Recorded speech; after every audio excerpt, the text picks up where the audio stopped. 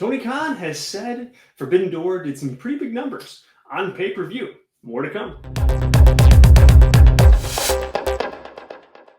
Hello and good evening. This is the PWTorch Daily Newswire for Tuesday, June 28th, 2022. I'm PWTorch Assistant Editor Zack Heydorn. Thanks for being with me. Yeah, Tony Khan, $5 million in pay-per-view revenue. Tony Khan confirmed today that Forbidden Door did on pay-per-view. So actually more than 5 million. The Twitter post that he posted earlier on Tuesday afternoon said the show did more than $5 million in pay-per-view revenue and more than $1 million in ticket sales. So if you did the math on that, not bad. That means a minimum of 100,000 pay-per-view buys for Forbidden Door, and so I think that's that's probably to be expected, right? Like if you watched the Fireside Chat last week, I said that, hey, like if they do less than 100,000, that might be an issue. But I wasn't expecting them to do higher than 120, and so they're gonna fall in between there. I think that makes a lot of sense given the build and the fact that not everybody knows New Japan or cares about New Japan, and so I think if you take all of that into account, that number makes a great deal of sense. Not bad. Not great. Maybe you'd have a situation next time where if you do a little bit of a better job telling stories, a little bit of a better job integrating the New Japan talent into the AEW ecosystem, maybe you're in a better place. Maybe you're not. I don't know. But I think all in all, if it's around 100,000 buys, and again, it's probably likely a smidge more than that, that's going to be something that I think Tony Khan continues to run with. In other news, speaking of Forbidden Door, there sounds like there's going to be a Forbidden Door 2.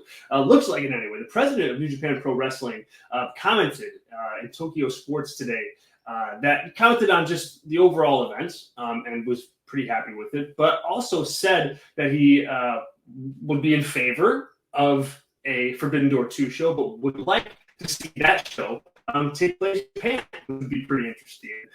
I mean, that would be pretty cool. And the thing is, because there were so many injuries ahead of Forbidden Door 1 that we just saw over the weekend, they still have lots of potential matchups left to put out there, left to sell.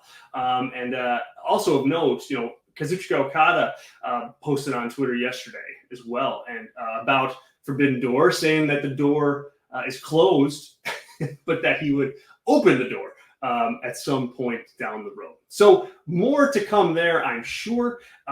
But overall, I think some decent business, at least by early indications. Also, in other news, Ring of Honor is back, as we know, but back with new merch. So Tony Khan announced the next pay-per-view event, Death Before Dishonor. It's going to be on July 23rd. He announced this during the Forbidden Door post-show media scrum.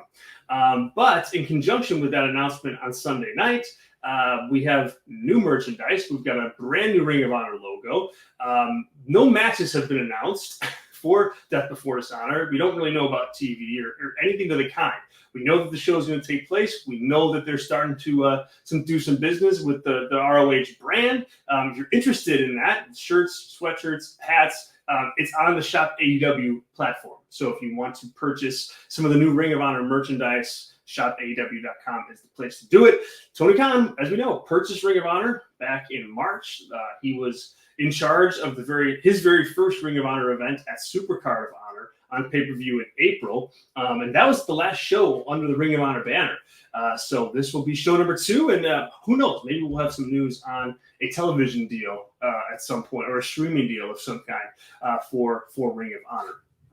Rapid fire here. ESPN announced the nominations for the ESPY Awards today, and WWE has a category, Best WWE Moment, and they include a bunch of stuff. They've got Steve Austin returning, the return of fans last year, Cody Rhodes, his special surprise appearance at WrestleMania, Big E cashing in Money in the Bank, and a lot more. Also, Logan Paul will be returning to the ring at SummerSlam. Right now, he's teaming with The Miz. The Miz announced that this week on Monday Night Raw.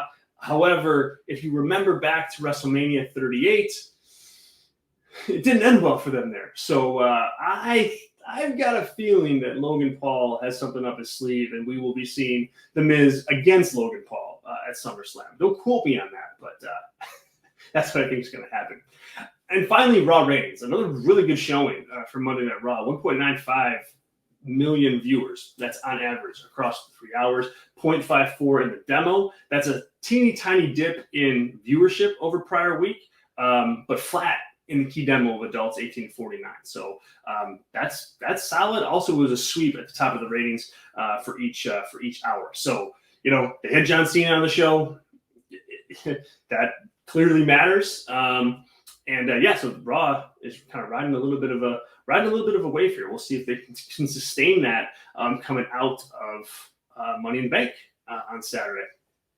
There you have it, folks. That's your news of the day. I'm PWTorch Assistant Editor Zack Heydorn. Thank you very much for being here. Please like the video, subscribe, and let me know down below what you think the WWE moment of the year is. If you were an ESPY voter, what would you pick? What would you pick? And I'll keep it open too. You don't even have to fall in the categories that they have already listed.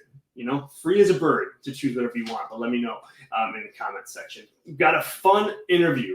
A really intriguing interview that's going to be up tomorrow on the PWTorch YouTube channel. Really excited about it. More details to come, but keep an eye on the channel tomorrow for a really, really intriguing interview. Thanks very much. I'm PWTorch Assistant Editor Zack Heydorn, and we'll catch you guys next time.